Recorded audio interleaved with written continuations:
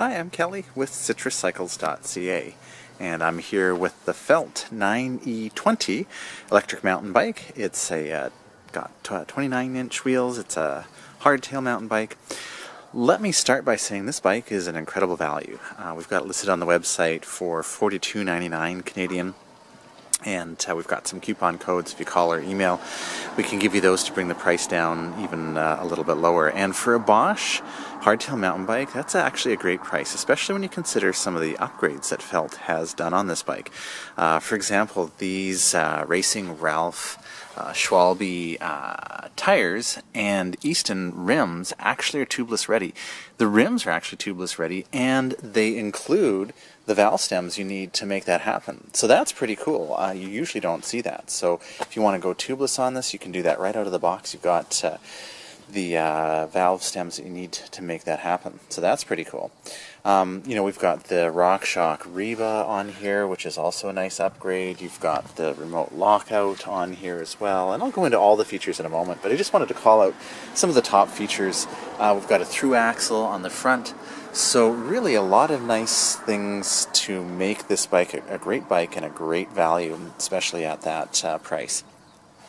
So, like I mentioned, we've got the Bosch performance line on here. This is a Bosch powered e-bike. I love the Bosch system, one of the best e-bike drive systems on the market. We do down here have a metal chain guard or bash guard, which is handy. Each manufacturer can kind of do their own thing, and so I'm glad to see Felt putting that on there. The performance line, of course, is a great 350 watt, very responsive motor with lots of torque. You can see it's powering the chain and driving the chain, and that's a great thing to look for. One of the advantages of a mid-drive rather than a rear hub motor is that now you can leverage your cassette. And we have an 11-speed Shimano cassette back here, which is awesome. Really great hill climbing capabilities. Look at that last ring there is going to give you lots of power for climbing up hills. And so because you are driving the chain, you're actually leveraging that cassette when you're climbing hills. It's like the transmission in a car.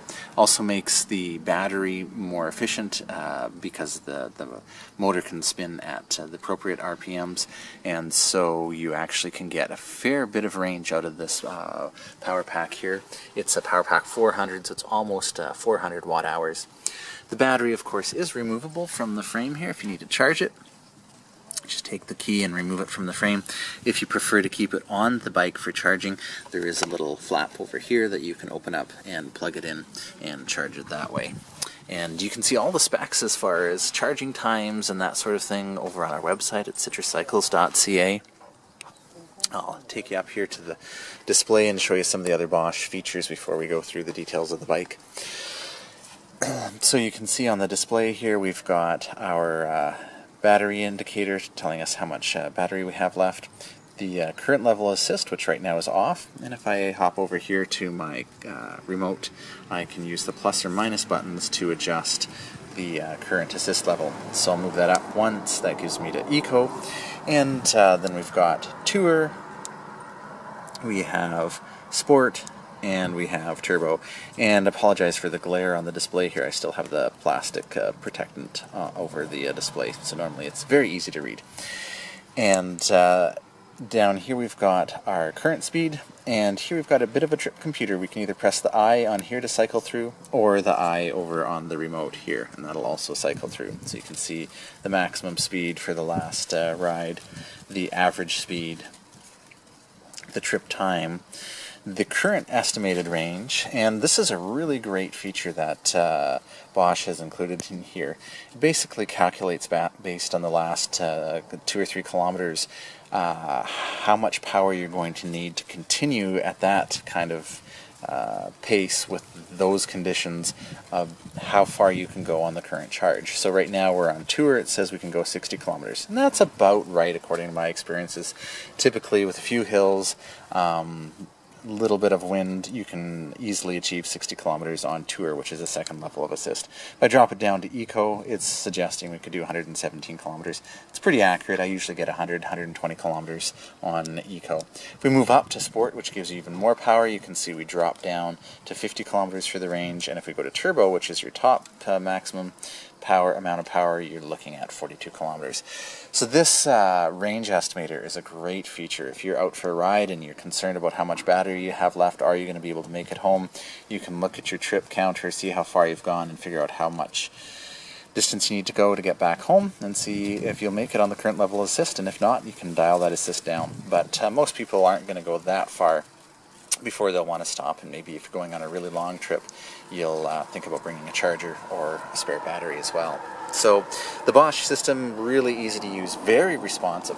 Part of the reason it's so responsive is that Bosch calculates the amount of torque you're using, so that is how hard you are pedaling, how fast you're pedaling, how quickly you're turning the cranks, and how quick the bike is moving. You can see there's a magnet here for the speed sensor, which is built into this chainstay there.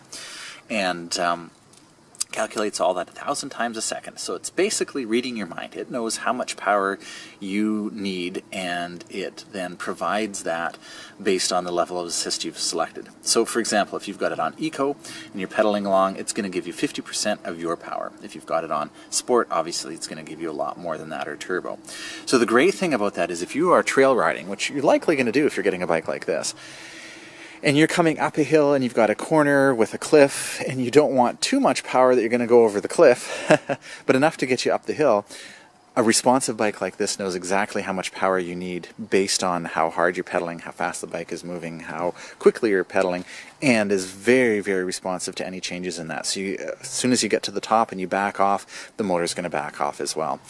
If you're looking at bikes that have cadence sensors especially, they basically just put magnets on the crank and it knows that you're turning the crank.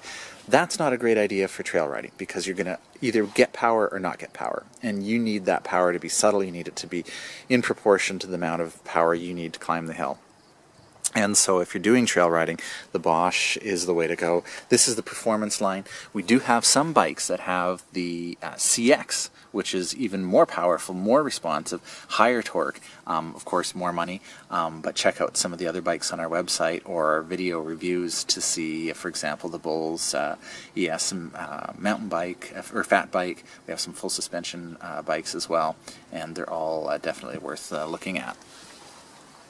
So in terms of the bike features that Felt has included here, we'll take a look at some of the things that are on the bike. Here we've got the Shimano hydraulic disc brakes, which I always look for. It's really important in a e-bike. You want that stopping power.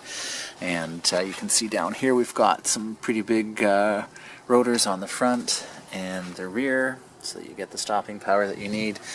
We also have locking grips, which is nice to see on a mountain bike, and they're actually quite nice custom felt grips. I quite enjoy them. They're nice and grippy, but not too hard on your hands, although I usually wear gloves.